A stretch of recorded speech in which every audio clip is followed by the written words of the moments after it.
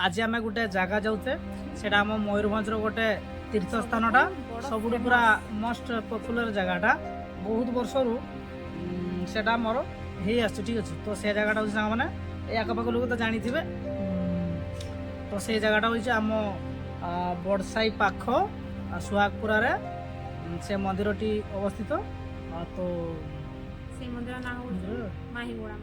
माँ हिंगुड़ा मंदिर बोली कहते ठीक अच्छे। तो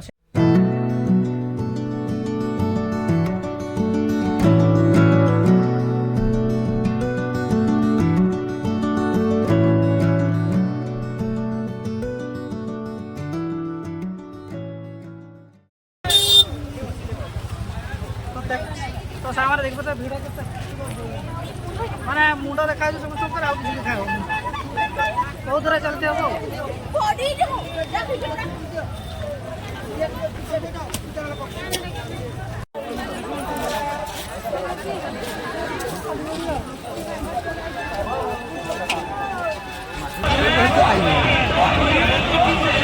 तो सामने एटा माईगुड़ा मंदिर देख पाते।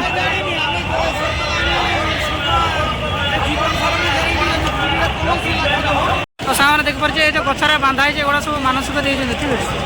ये बहुत सारा अच्छे देख पारे